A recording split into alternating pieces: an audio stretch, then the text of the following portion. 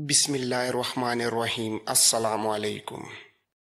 چنگیز نے وکٹر کو حیران کر دیا اور تمام تر واقعہ سنا کر کہا، اگر میں شراب پیے ہوئے نہ ہوتا تو میں اس عورت سے جدا ہونے کے بعد بھی جا سکتا تھا۔ اچھا ٹھیک ہے، پر پھر تم آگے کوشش کرنا کہ آئندہ شراب نہ پیو۔ اگر اس عورت کو اپنے ہاتھ میں رکھنے کے لیے اس کے کہنے پر 2 گھونٹ پی ہی لیے تھے تو تمہیں اپنے فرض سے کوتاہی نہیں کرنی چاہیے تھی۔ امام تمہارے انتظار میں پریشان ہو رہا ہوگا۔ دن کے وقت جانا ٹھیک نہیں، آج رات ضرور جانا۔ تم اناڑی نہیں ہو چنگیز، خود سمجھ سکتے ہو کہ اس عورت کی نیت کیا ہے اور کیا وہ تمہارے ساتھ دلی محبت کرتی ہے، تمہیں دھوکہ تو نہیں دے رہی یا تمہیں جسمانی جذبے کی تسکین کا ذریعہ بنانا چاہتی ہوگی۔ یہ تو اس کے فرشتوں کو بھی معلوم نہیں ہو سکتا کہ تم جاسوس ہو۔ میں تمہیں یہ کہنا ضروری سمجھتا ہوں کہ عورت کے جادو نے فرعون جیسے بادشاہوں کو تخت سے اٹھا کر کوڑے کرکٹ میں گم کر دیا ہے۔ خود اپنی قوم کو دیکھ لو، صلیبیوں کی بھیجی ہوئی دلکش لڑکیوں نے مصر میں بغاوت تک کرائی ہے۔ سلطان ایوبی کے قابل اعتماد سالاروں کو غدار بنا لیا ہے۔ میں اتنا کچا تو نہیں وکٹر بھائی، یہ عورت مظلوم نظر آتی ہے۔ وہ بے شک دشتہ ہے لیکن شہزادی ہے، عصمت فروش نہیں۔ عیش و عشرت اور مادی آسائشوں کے لحاظ میں اسے شہزادی کہتا ہوں، لیکن جذباتی لحاظ سے وہ مظلوم ہے۔ وہ پاک محبت کی پیاسی ہے۔ میں نے اس کے جسم کے ساتھ دلچسپی کا اظہار کیا ہے، نہ کروں گا، لیکن اس کی محبت کو میں ٹھکرا کر اسے مزید مظلوم نہیں بنانا چاہتا۔ تم یہ نہ سمجھو کہ میں اسی کا ہو کے رہ جاؤں گا۔ اسے وہ محبت بھی دوں گا جس کی اسے ضرورت ہے، اور اس سے وہ راز بھی لے لوں گا جس کی مجھے ضرورت ہے۔ کیا تم دل سے اسے چاہنے لگے ہو؟ ہاں وکٹر، میں تم سے کچھ چھپاؤں گا نہیں، وہ میرے دل میں اتر گئی ہے۔ دل میں اتر جانے والیاں پاؤں کی زنجیریں بھی بن جایا کرتی ہیں چنگیز بھائی۔ میں اس کے سوا اور کیا کہہ سکتا ہوں کہ سب سے مقدم اور مقدس فرض ہے۔ فرض اور محبت کے درمیان، نشے اور ہوش کے درمیان، ایمان اور سفلی جذبات کے درمیان کوئی دیوار نہیں ہوتی جسے پھلانگنا دشوار ہو۔ بال جیسی باریک ایک لکیر ہوتی ہے جو ذرا سی لغزش سے نظر سے اوجھل ہو جاتی ہے اور انسان ادھر سے ادھر چلا جاتا ہے۔ کہیں ایسا نہ ہو کہ اس سے راز لیتے لیتے تم اپنے آپ کو اس کے آگے بے نقاب کر دو۔ راشد چنگیز نے کہا لگایا اور وکٹر کی ران پر ہاتھ مار کر بولا، ایسا نہیں ہوگا میرے دوست، ایسا نہیں ہوگا۔ وکٹر نے کہا، اور یاد رکھو، شراب کا تعلق شیطان کے ساتھ ہے۔ جو صفات شیطان میں ہے وہ شراب میں ہے، اس کے عادی نہ ہو جانا۔ اس عورت کو خوش کرنے کے لیے اتنی سی پی لینا جس سے تمہاری عقل ٹھکانے رہے۔ امام تک یہ پیغام پہنچانا ضروری ہے کہ میں رات کسی مجبوری کی وجہ سے نہیں آ سکا، آج رات آؤں گا۔ وکٹر نے کہا، بازار چلے جاؤ۔ ان کے 2-4 ساتھی بازار میں دکاندار تھے۔ معمولی سی پیغام رسانی ان کی معرفت سے ہو سکتی تھی، اہم اور نازک راز انہیں نہیں دیے جاتے تھے۔ وکٹر خود ہی بازار چلا گیا اور ایسے ایک آدمی سے مل کر آ گیا۔ اگلی رات چنگیز اپنے کام سے جلدی فارغ ہو گیا۔ اپنے کمرے میں جا کر اس نے وردی اتاری، دوسرے کپڑے پہنے اور مصنوعی داڑھی کپڑوں میں چھپا لی۔ اسے ڈر تھا کہ وہ عورت سے اچانک مل گیا تو داڑھی کا راز فاش ہو جائے گا۔ اس کا ارادہ یہ تھا کہ امام سے مل کر واپس اسی جگہ آ جائے گا جہاں عورت سے ملنا تھا۔ وہ اسی راستے سے گیا۔ یہی راستہ محفوظ تھا اور چھوٹا بھی۔ وہ اس جگہ داخل ہو گیا جہاں سبزہ پودے اور درخت تھے۔ وسط میں گیا تو اسے مانوس سایہ ایک طرف سے آتا نظر آیا۔ چنگیز بھاگ نہیں سکتا تھا، سایہ قریب سے نمودار ہوا تھا۔ فوراً ہی اس کے سامنے آ گیا اور بولا، آج تم جلدی آ گئے ہو، میری محبت کا اثر ہے، اور تم یہاں اتنی جلدی کیوں آ کھڑی ہوئی تھی؟ فوج نے ابھی آدھی رات کا گھڑیال تو نہیں بجایا، میرا دل کہہ رہا تھا تم گھڑیال کی آواز سے پہلے آ جاؤ گے، لیکن مجھے یہ توقع نہیں تھی کہ تم اتنی جلدی آ جاؤ گی۔ میں کسی کام سے جا رہا تھا اور واپس یہیں آنا تھا، اگر کام ضروری ہے تو چلے جاؤ، میں ساری رات تمہارا انتظار یہیں کروں گی۔ چنگیز نے اسے بازوؤں کے گھیرے میں لیتے ہوئے کہا، اب تو میں یہاں سے ہل بھی نہیں سکوں گا۔ عورت کے کھلے ہوئے بالوں کی مہک اور کپڑوں پر لگے ہوئے عطر نے اسے دیوانہ بنا ڈالا، لیکن اپنے آپ کو اس حد تک ہوش مند اور چوکنا رکھا کہ امام کے پاس جانا ملتوی کر دیا۔ اس نے سوچا کہ یہ عورت آخر صلیبی ہے، اس کے دل میں اپنے آقا کے خلاف نفرت ہو سکتی ہے، اپنی قوم اور صلیب کو دھوکہ نہیں دے سکتی۔ چنگیز یہ خدشہ محسوس کر رہا تھا کہ وہ امام کی طرف گیا تو یہ عورت کسی اور شک کی بنا پر اس کے پیچھے نہ چل پڑے۔ چنانچہ اس نے محبت کی شدت کا اظہار کر کے آگے جانا منسوخ کر دیا۔ عورت نے پیالے زمین پر رکھے اور سرائی سے ان میں شراب ڈال کر ایک پیالہ چنگیز کو دینے لگی۔ چنگیز شراب نہیں پینا چاہتا تھا اور اس نے جلدی سے ایک بہانہ سوچ لیا۔ چنگیز جذبات سے جھومتے ہوئے بولا، تم اگر زہر کا پیالہ بھی دو گی تو وہ بھی پی لوں گا، پر شراب نہیں پیوں گا۔ عیسائی ہوتے ہوئے شراب سے کیوں نفرت کرتے ہو؟ شراب کا نشہ تمہارے حسن اور تمہاری محبت کے نشے پر غالب آ جاتا ہے، جس طرح تمہارے دل نے زر و دولت اور عیش و عشرت کو قبول نہیں کیا کیونکہ ان کی مسرت مصنوعی اور جسمانی ہے، اسی طرح میرا دل شراب کو قبول نہیں کرتا کیونکہ اس کا نشہ مصنوعی ہے۔ مجھ پر اپنا خمار طاری کرو۔ عورت نے اس کا سر اپنی آغوش میں رکھ لیا اور اس پر اپنا خمار طاری کر دیا۔ اس سے پہلے چنگیز نے اس کے ساتھ جو باتیں کی تھیں ان میں بناوٹ اور جھوٹ تھا، اب اس کی عقل پر اور اس کے جذبات پر یہ عورت غالب آ گئی۔ اسی لذت خمار میں اس نے خود پیالہ اٹھایا اور ایک ہی سانس میں خالی کر کے کہا، اور ڈالو۔ عورت نے اب اس کا پیالہ بھر دیا، جو آہستہ آہستہ پینے لگا، پھر وہ اس عورت میں گم ہو گیا۔ عورت نے کہا، ہم کب تک چوری چھپے ملتے رہیں گے؟ ذرا غور کرو میں کیسی اذیت میں مبتلا ہوں۔ میرے جسم کا مالک کوئی اور ہے اور دل کے مالک تم ہو۔ تمہاری محبت نے اس کی نفرت کو اور زیادہ کر دیا ہے، میں اب اسے برداشت نہیں کر سکتی۔ آؤ یہاں سے بھاگ چلیں، پر کہاں جائیں گے؟ دنیا بہت وسیع ہے، یہاں سے مجھے نکالو۔ میرے جذبات کی جوانی کو ایک بوڑھا کچل اور مسل رہا ہے۔ چلے جائیں گے، تھوڑے دن ٹھہر جاؤ۔ میرے سوالوں کا جواب لائی ہو؟ ہاں، ہماری فوجیں جمع ہو رہی ہیں۔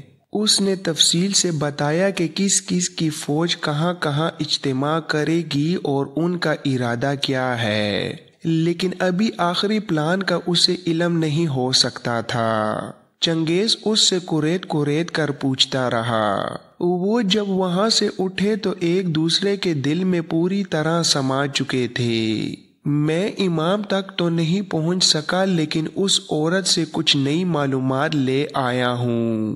چنگیز نے وکٹر کو بتایا کہ وہ میرے جال میں آ گئی ہے اور میرے ہاتھ میں کھیلتی رہے گی۔ وکٹر نے کہا، میرا خیال ہے کہ تم بھی اس کے جال میں آ گئے ہو۔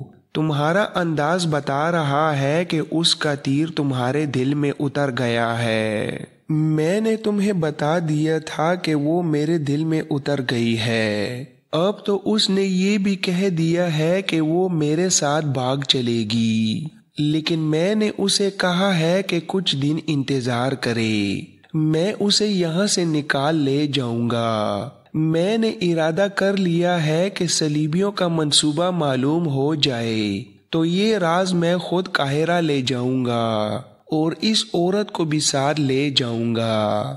اسے کب بتاؤ گے کہ تم مسلمان ہو اور یہاں جاسوسی کے لیے آئے تھے؟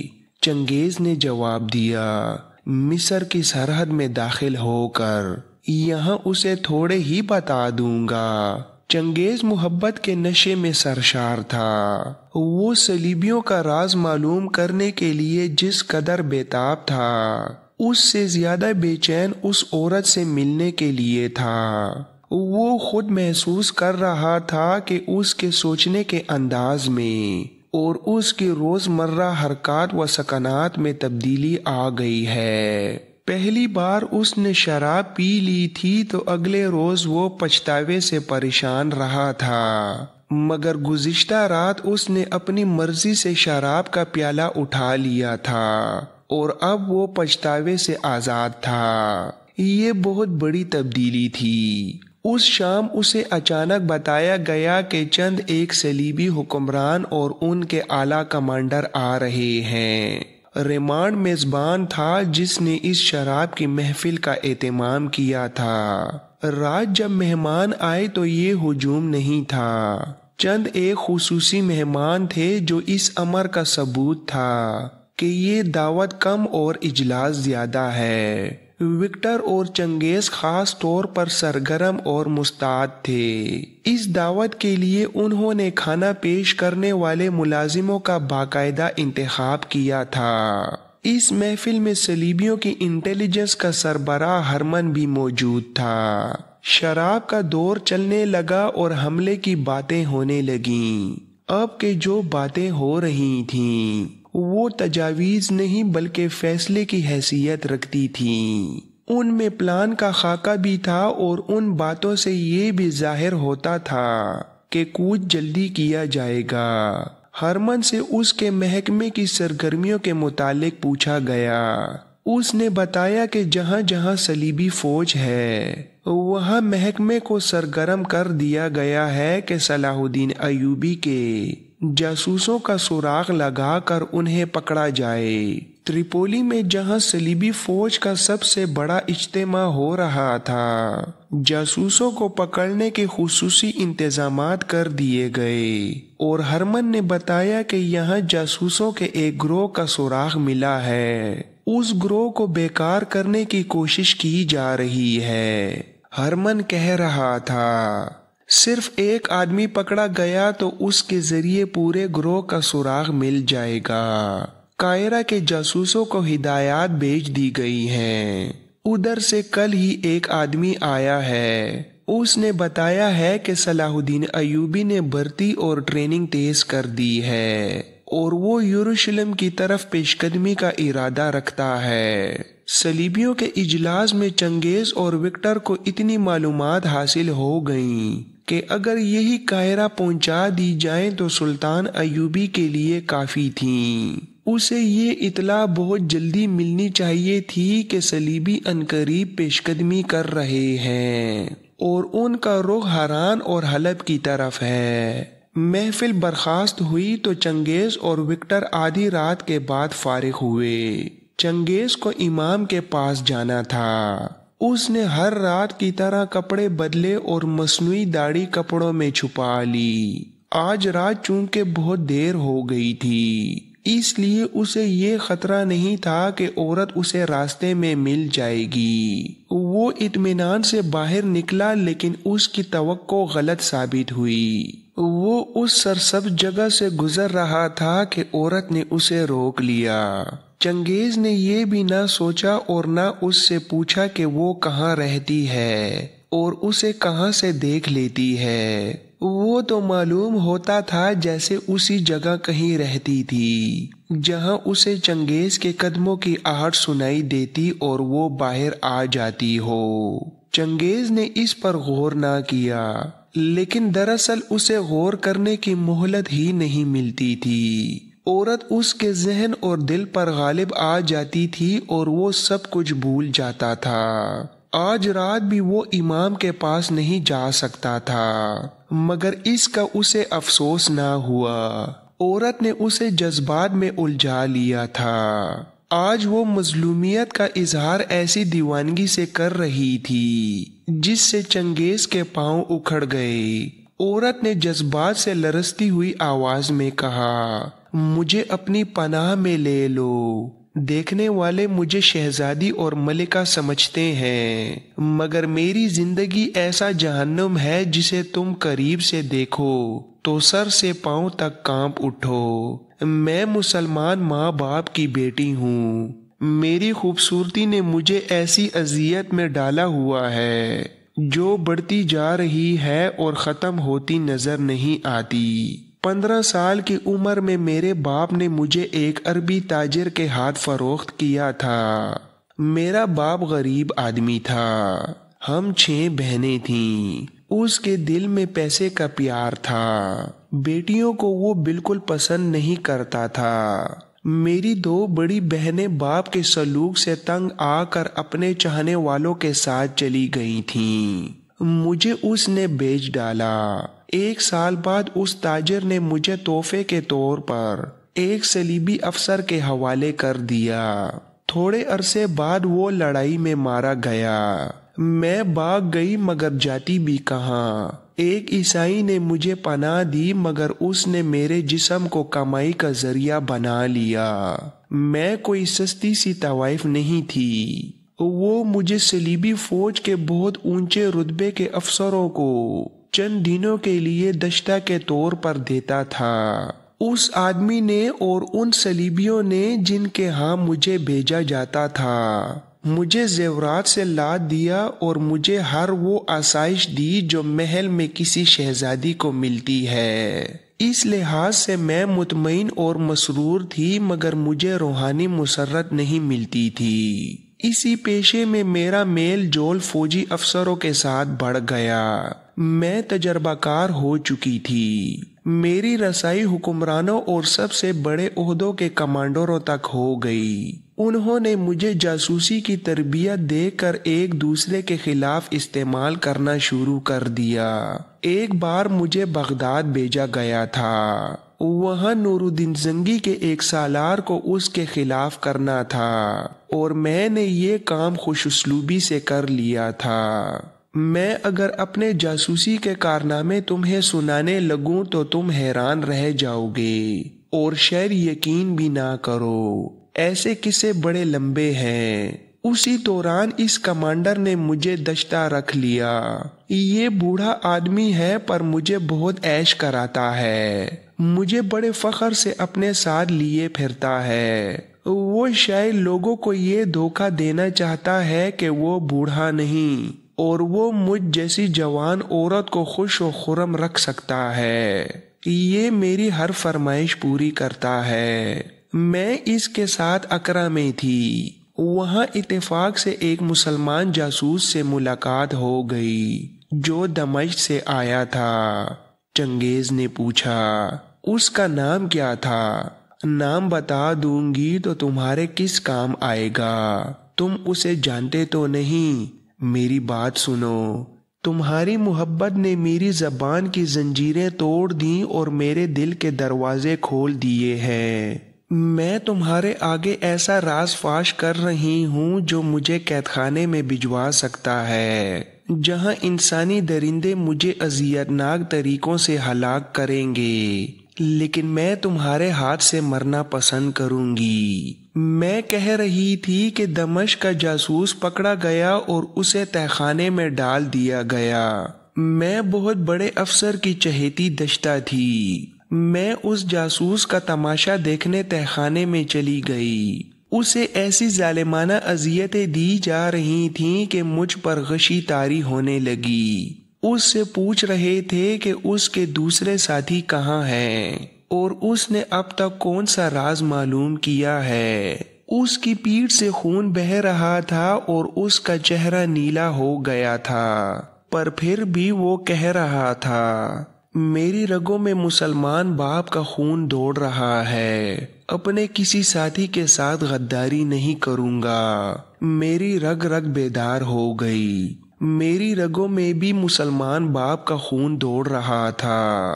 میرے اندر ایک انقلاب زلزلے کی طرح آیا اور میں نے پکا ارادہ کر لیا کہ اس مسلمان کو اس تہخانے سے نکالوں گی۔ میں نے اپنے آقا کا عہدہ، حسن کا فریب اور 3-4 ٹکڑے سونا استعمال کیا، اور ایک صبح میرے آقا نے مجھے یہ خبر سنائی کہ تہخانے سے مسلمان جاسوس فرار ہو گیا ہے۔ اس بوڑھے کو معلوم نہیں تھا کہ وہ تہخانے سے فرار نہیں ہوا تھا۔ میں نے اسے وہاں سے نکلوا کر اوپر کے حصے میں منتقل کرا دیا تھا۔ جس وقت میرا آقا مجھے اس کے فرار کی خبر سنا رہا تھا، اس وقت مفرور جاسوس اسی شہر میں موجود تھا۔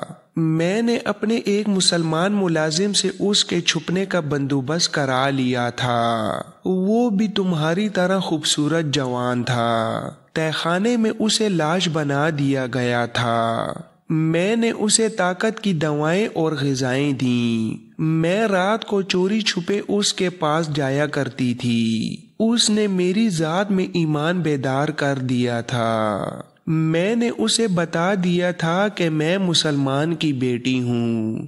یہ آپ بیتی اسے بھی سنائی تھی جو تمہیں سنا چکی ہوں۔